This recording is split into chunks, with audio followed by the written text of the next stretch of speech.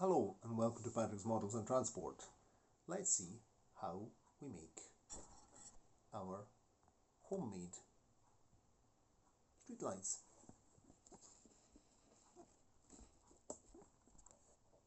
How about that? Let's have a look. I'm going to show you how I'm making the streetlights with these Christmas lights. So this is our streetlight here, pushed up. I put a piece of blue heat shrink tube around it, which I then shrunk using matches and also the soldering iron. For some reason that didn't record. Gremlins again. Anyway, here we are at clip number 2. We're going to tackle this lamp here. We have our matches, our disgusting cigarette lighter, ashtray to put the matches in when they're empty, and we're going to also use the soldering iron. We'll begin with the soldering iron to do the part close to the top, mainly to shrink it, do the first shrinking operation. Apart from the fact that we're not so close to the lamp this time here, so we could actually just do matches all the way. Because see, you can shrink the heat shrink tube using your soldering iron, but it's going to take donkey's years. So honestly, it's just a waste of time. I'm switching it off, so we're just going to use the matches instead. I use matches because in this case they're more controllable than a cigarette lighter. So we're just going to go close and get it to shrink.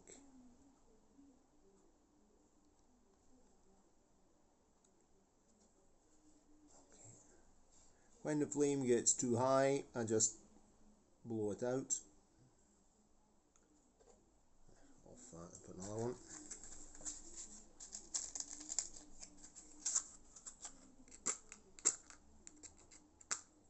Oh, that was rubbish.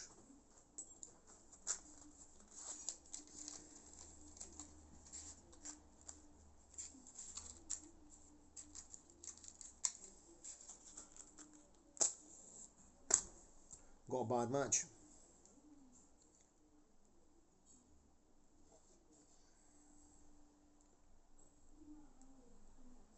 I don't want to go too close to I think I'm leaving soldering iron on anyway to get really hot when we do the finishing at the top. We don't want to damage the bulb with the... Oh yeah, I'm going to burn my fingers.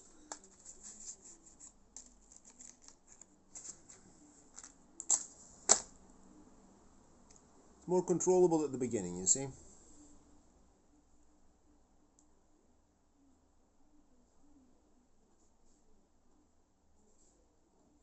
It's cracking. It just went out. Just a second.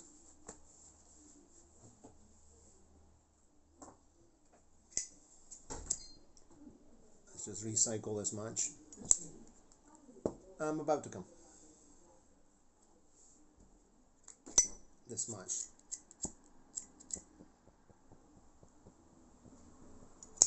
Okay.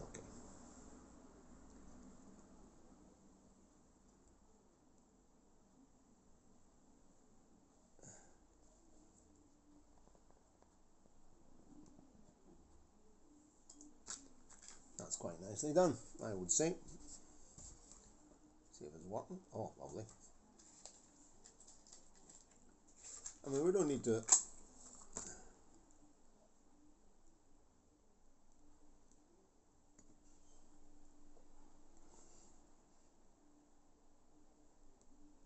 That's that done. Right, I'm just going to get my soldering iron, turn it up, and maybe go close here.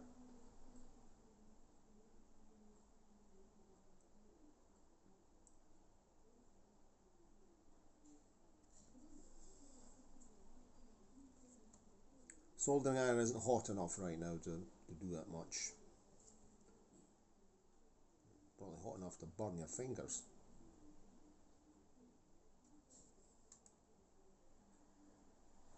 It's not very hot.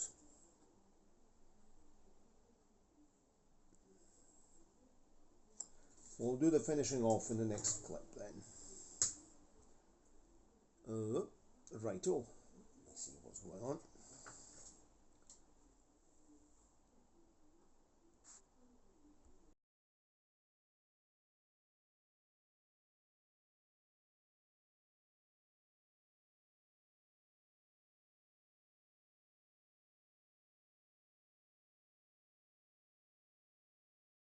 Painted the tops of the street lamp shades black to stop light from seeping through. They'll then receive a coat of green. I decided to use Vallejo paint. It was better than the Unipolska pens. And now I'm actually painting the street poles green. The ones, so the blue heat shrink tube green. So I'm using. Okay, but I'm not going to just a minute just to show you what I'm doing. There we go. I'm using this bent brush here. I bent this myself to work on more. There we go. So of course I'm turning the layout round to get the job done well. I've got this one to do and then that one over there beside the advertising column. There we go. Let's finish this job. Very well. I've painted the tops of the lampshades as well. This is the last one. Gave them a coat of green, a couple of coats of green, a thicker one and a thinner one, and now I'm just going to let them set dry. This is a very good. No, things are just not working in this video, in these clips for some reason. Anyway, these are a very good pair of pliers that I bought from a €1 set at a €1 shop probably 20 years ago or more or less, and they're very good because they're the only good ones in the set if you ask me, because I can catch things like this and then just hold them still if I need to paint them. So very handy, cheap tool. You can see that generally it's got paint stains on because it's something I use when I'm painting. Oh, very well. Here we are. I'm going to fit my lampshades to the street light. Spot of glue and glaze on there. Directly on the LED bulb. I need another wee bit.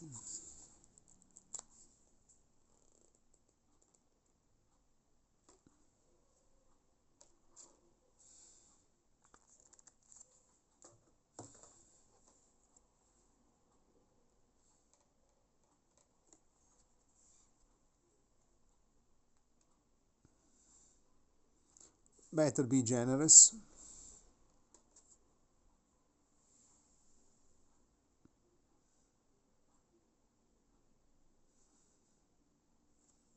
Okay, and then we'll just take it and sit it on top of the glue.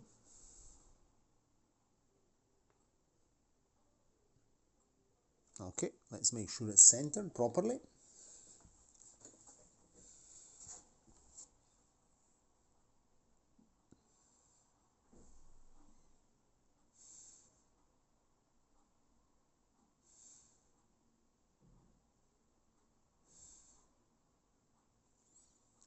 I think that's quite good.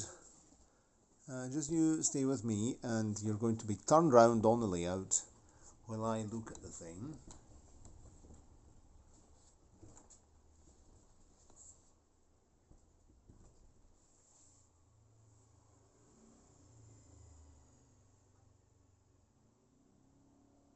Yep, that's nice.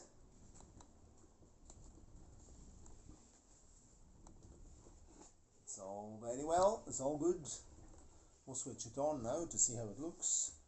The switch here is a bit dirty, it tends to oxidize on this set here for some reason. Slightly oxidized switch, so generally what I do, I give it a swoosh of contact spray before switching it on.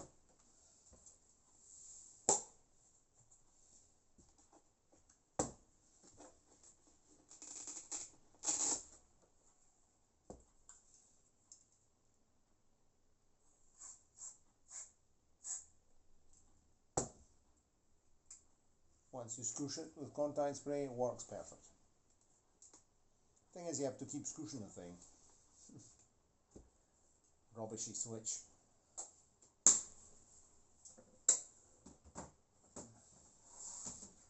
Because this string of lights here, they're not brand new out of the box. I've already had them for some time doing many tests and I've used them. I should have used a brand new set, but contact spray does the job, so we're okay.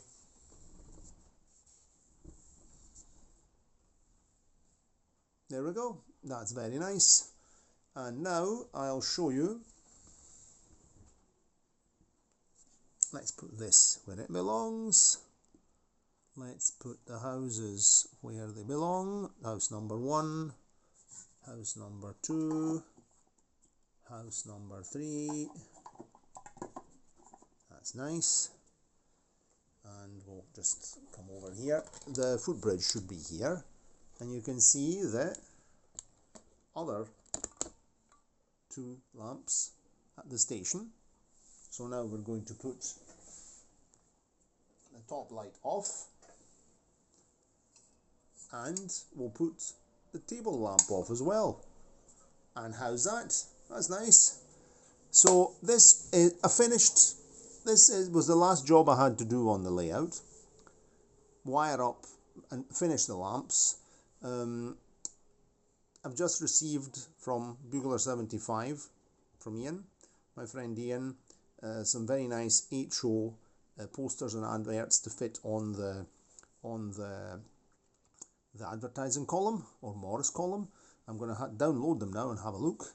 And so this is finished now. We only have to make, we definitely will have to make the level crossing over there. Level crossing has to be tackled. Then some fences, some bushes and some other odds and ends. But that was the last step, big job of the wiring, the big wiring job. So I'm pleased we've finished that. And we can actually put that, excuse me, let's shift this out the road. We can put the footbridge back in place as well.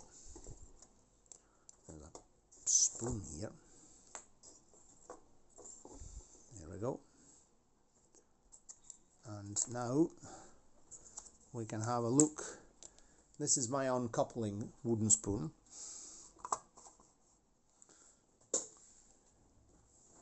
We can have a look at the layout from the station side.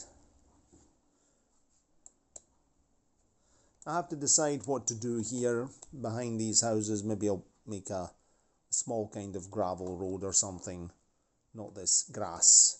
We'll keep some of the grass as a back garden. I've not made up my mind what to do yet. There, and here's the station. How's that? That's nice. Let's see what it looks like from this side in the dark. It's quite a well lit village. And I'm thinking to put maybe some trees here in the middle of the square, or make a square layout or something. And in the middle here, you know that on my other layout, on the Brunel layout, I want to fit some Lima streetlights. Lima streetlights will require a controller, 12-volt controller and wiring, etc. I have some very good lightweight cable that I could do some light wiring under the boards. But I want to use those streetlights on both layouts. So I'm thinking to make like a sort of square or bus stop or some structure here in the center of the village with 2 tall lamps there, and one of these, the same circuit, there'll be another tall lamp here, or either one here or one here, lighting up the marshalling yard. I've also got another 12-volt lamp that we could use here for the goods depot yard, but I think it's quite nice. It's really quite nice. Plus I've got another string of Christmas lights that we can use. So it's quite nice, this job. I'm very pleased. I'm really very pleased about it. It's simple, it's cheap, it's not fancy, it's not got who knows what, but I think it's nice for playing trains. I've not got a train plugged in, otherwise I'd have a train now running, but we'll make a nice running session in the next video. So that job's done. Unless we manage to do it now, just to finish it off. Let's see. Where's my switch? Yeah, here it is. Watch it.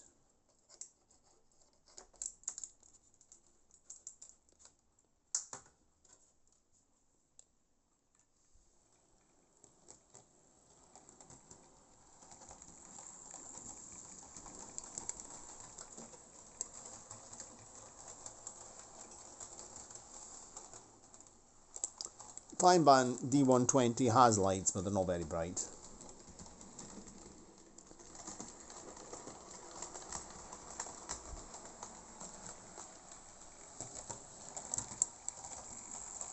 You see the lights in the luggage van.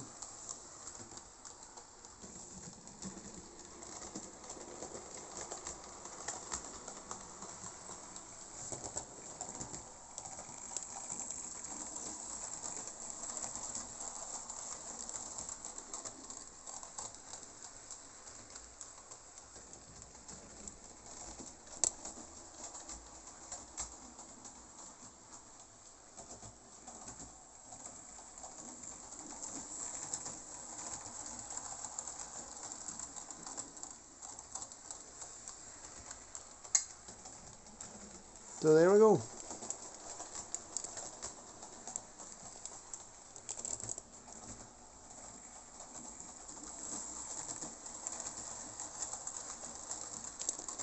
Hope you enjoyed this video. Cheerio, and see you next time. Looking forward to reading your comments.